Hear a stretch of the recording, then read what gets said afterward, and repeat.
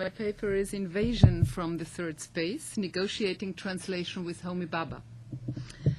In the last few decades, translation has become a major issue also for other domains, where translation has rather been seen as a metaphor for cultural transfer processes and the transcendence of cultural borders in a wider sense. My paper will take up some of these developments and will particularly focus on the input from cultural studies on our discipline.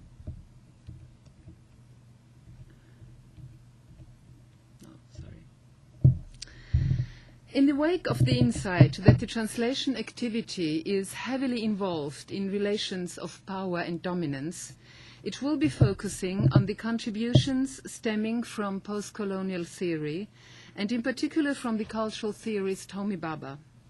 The paper is divided in 4 chapters. The short discussion of the various representation forms of culture will lead us into the cultural encounter with Homi Bhabha's cultural theory, and the negation of borderlines between cultural theory and translation studies. The last section briefly discusses Bhabha's contribution to the construction of identity through translation. The drive toward global uniformity we are witnessing today in cultures, lifestyles, and mentalities is overtly counteracted by phenomena like fragmentation, hybridity, or pluralism, and has radically changed the criteria and agencies responsible for the construction of cultures in their multifaceted aspects. Culture undoubtedly is one of the key words in these developments. In recent years, the central role played by translation in this scenario has been dealt with repeatedly and particularly emphasized questions discussing the contribution of translation to the enactment of cultural processes. Translation is an activity which always takes place in a specific social, historical, and political context and involves, willingly or not, the discussion of asymmetrical power relations. Let us take the example of so-called Third World literature. Here, these power relations go back as far as the colonial period. Translation played an eminent role in anti-colonialism, for example, in the discourse of opposition as expressed against colonialism from the very beginning, and therefore has been part of the colonizing process itself. Postcolonialism, on the other hand, generally designates the period following the moment of independence, and more specifically, the way of thinking and mode of behavior in the so-called new states, which are partly a result of these new independence. Correspondingly, the role of translation in the post-colonial context is closely related to the perpetuation of colonial structures.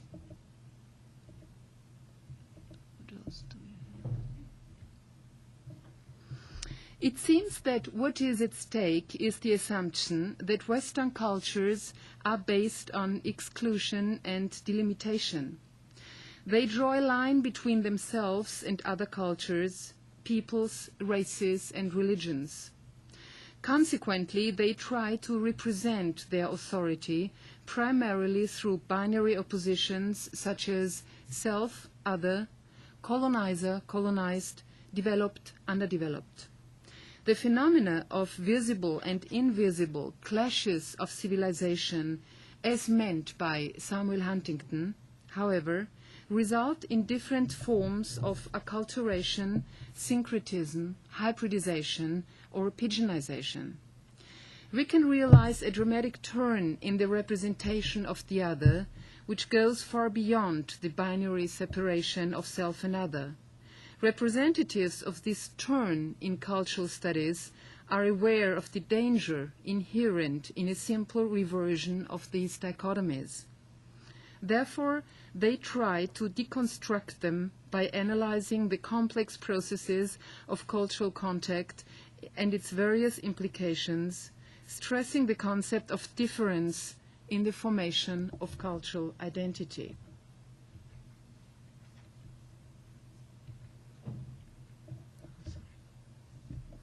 In translation studies, it was only in the wake of the cultural turn that these questions began to dealt with, and that the long-lasting Western-centered paradigm of the opposition between fidelity or betrayal could be transcended.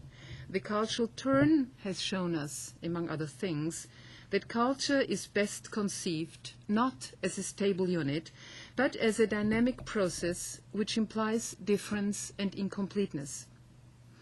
As translators and translation researchers, we are becoming increasingly aware that translation is not only a matter of transfer between cultures, but that it is also a place where cultures merge and create new spaces.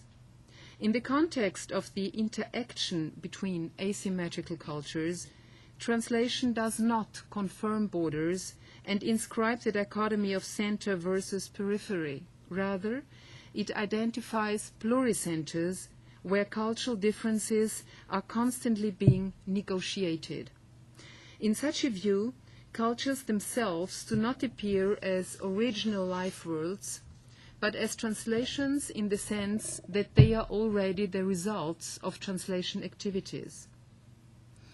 Now, how can these considerations benefit our insights into the interrelations between the cultures involved in translation? What is their impact on translation research models?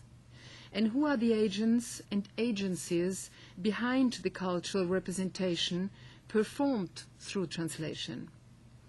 In the following, these questions will be discussed on the basis of the hypothesis that the notion of cultural pluricenters represents a paradigmatic turn in the discussion of the translatability of cultures.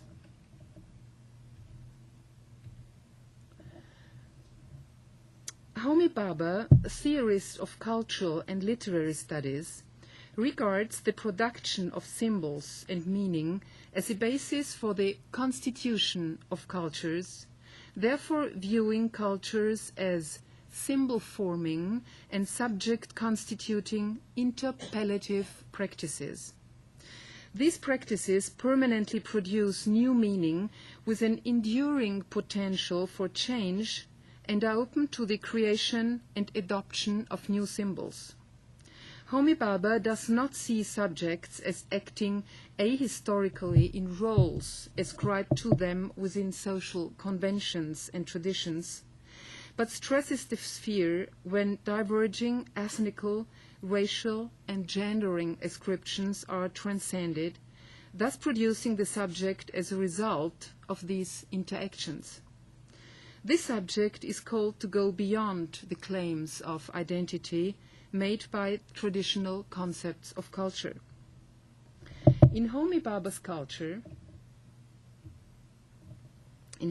culture concept, the moment of encounter through migration is a central theorem, which generates permanent discontinuities, fractures, and differences, and results in hybrid constellations. Hybridity may have become almost a trendy term today, but the concept bears a certain explosive force. Hybridity is seen as the product of contact moments of cultural spaces, thus resulting in the transformation of all subjects involved. It is founded on the presumption that cultures cannot be seen as homogeneous or closed entities.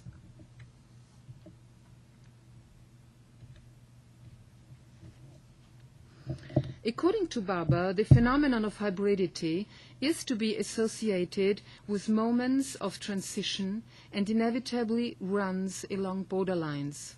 Thus, hybridity is not necessarily the result of cultural merging in the traditional sense of the word, but rather of contact zones between cultures.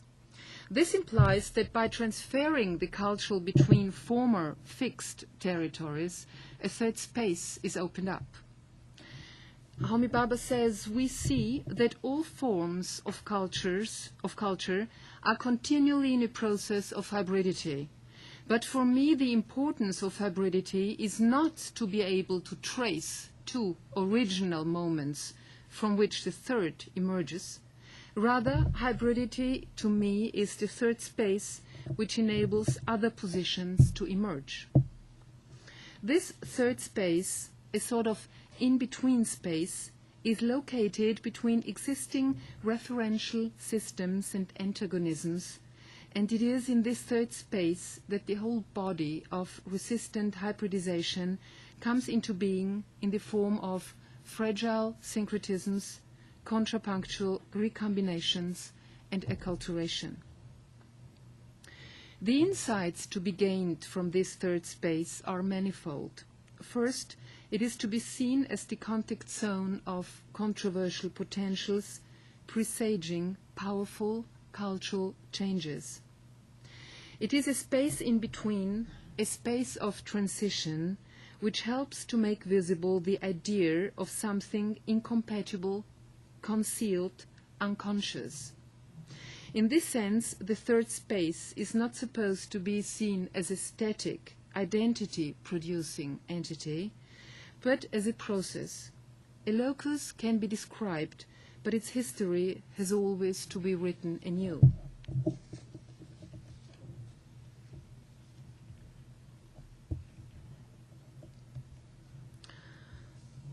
Not surprisingly, Bhabha sees the third space as the potential location and starting point for not only postcolonial translation strategies.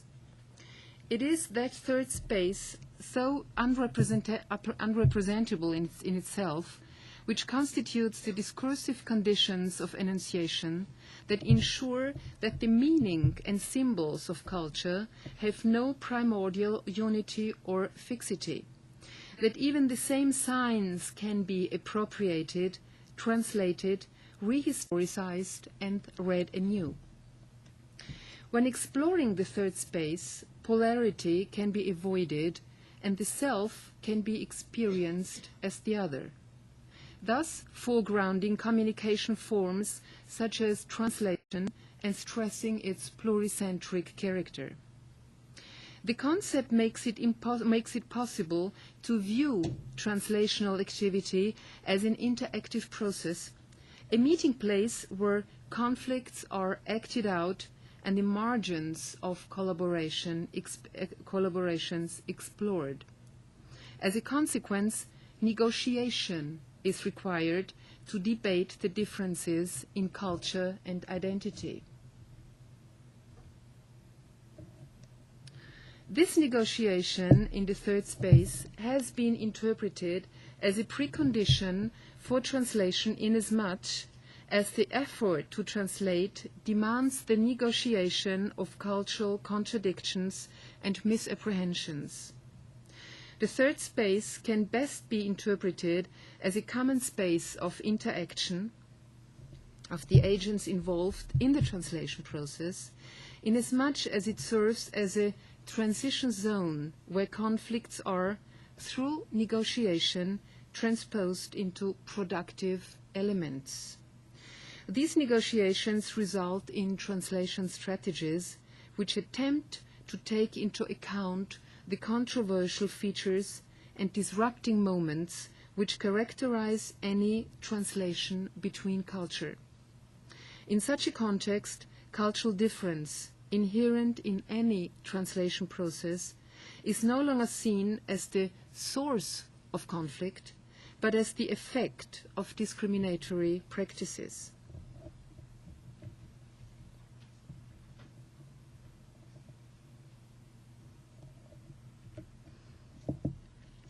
Now, the feasibility of applying the Babian notions of hybridity, third space, and negotiation to the practice and theory of translation seems quite obvious.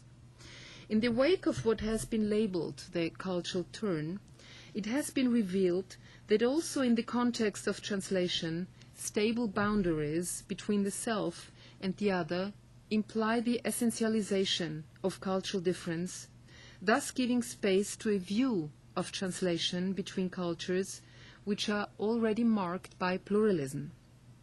Yet, hybridity is a very controversial term, as it implies cultural pluralism whose logic does not transcend the dialectics of inclusion and exclusion. The translator, as one of the major agents in the translation field, must be aware of this ambiguous situation and try to act accordingly. Similarly, she or he must be aware of the ambiguity of the term globalization as it is used today. Politically, Western societies are drawing their curtains and getting ready to build fortresses. Culturally, these societies are pleading for transcultural flexibility. Difference and alterity may have become legitimate, but they do not necessarily imply the basic right of equality. The translator, and of course, correspondingly all other agents involved in translation, as supposed mediator between cultures, has a paramount role in this global play and is necessarily caught within the web of the implications of the power relations inherent in these cultural and political formations.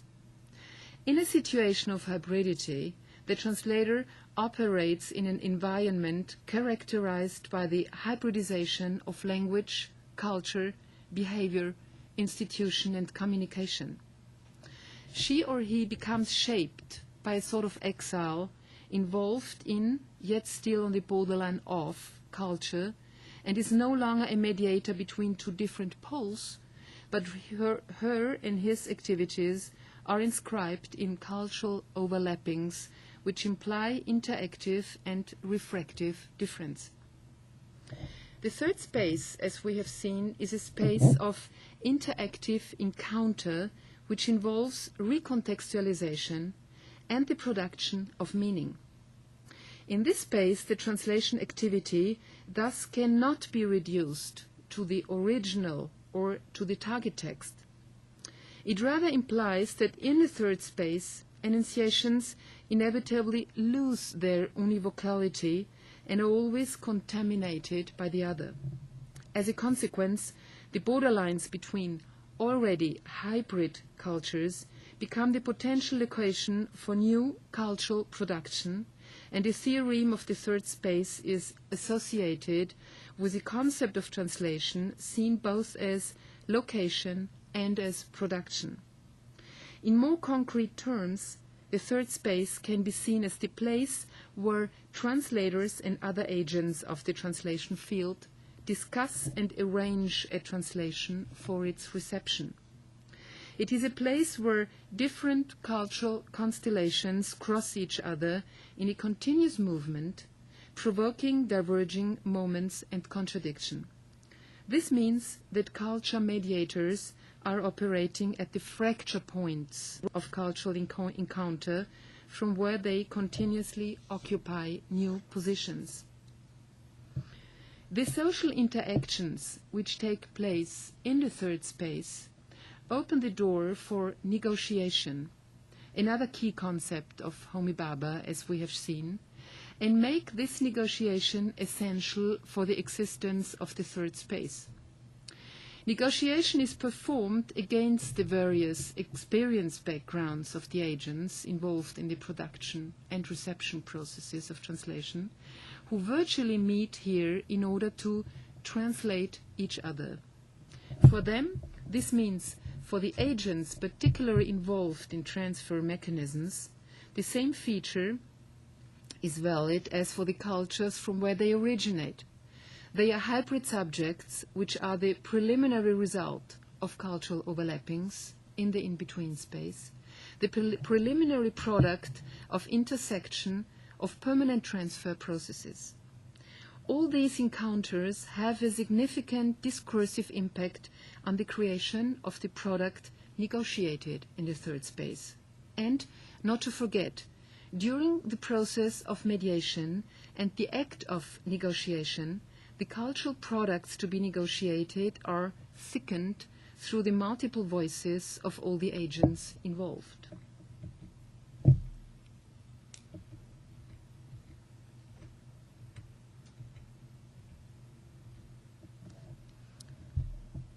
The contribution of Homi Bhabha's central concepts to translation theory is equally significant.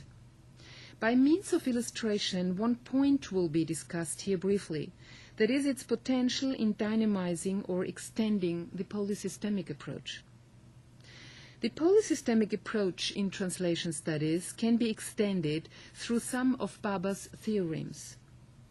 Also, the conceptualization of polysystem theory has brought about fruitful insights into the functioning of translated literature within broader literary and historical systems of the target culture. Some of its components have been critically questioned over the years. Some of them focus on the dichotomic view inherent in its toolbox of binary oppositions, such as center versus periphery or conservative versus innovative literature. Others focus on the highly abstract level of this theory, which, according to Edwin Gensler, seldom relates texts to the real conditions of their production.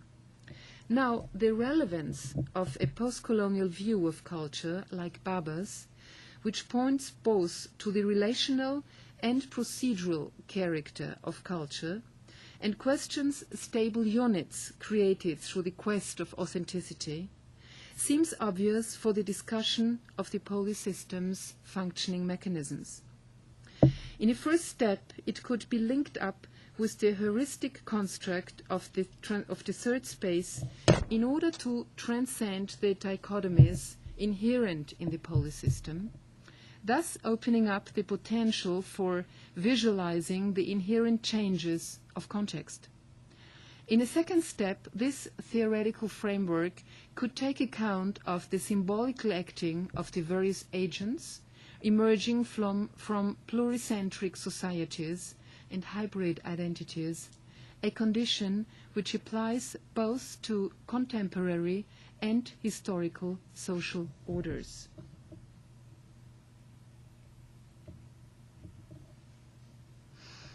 The illustration of the potential contributions of Homi Bhabha's key concepts to translation practice and theory might be deepened by the question in which way these notions can be linked up with or made responsible for the formation of identity in the particular context of translation.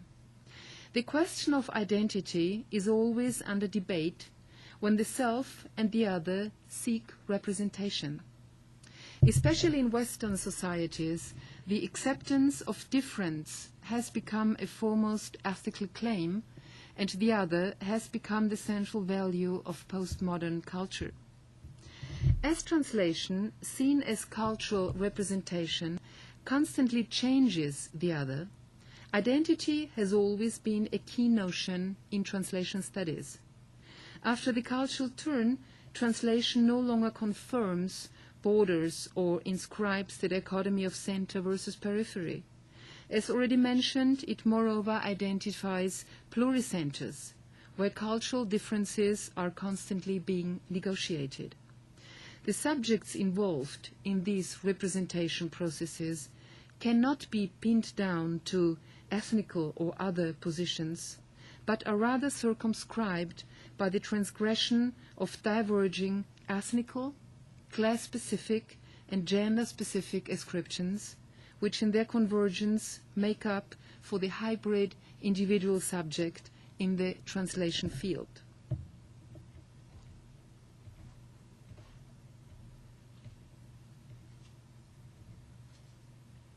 Thus, and this brings me to the final remarks of this paper, translation takes place in a context where tradition and identity are no longer homogenizing, unifying forces, and where the subjects operate in complex networks of symbols and meaning which call for permanent interaction. Once identity is understood as described above, identity construction is performed through the negotiation of the conflicts arising from cultural difference and the different social discourses involved in these conflicts.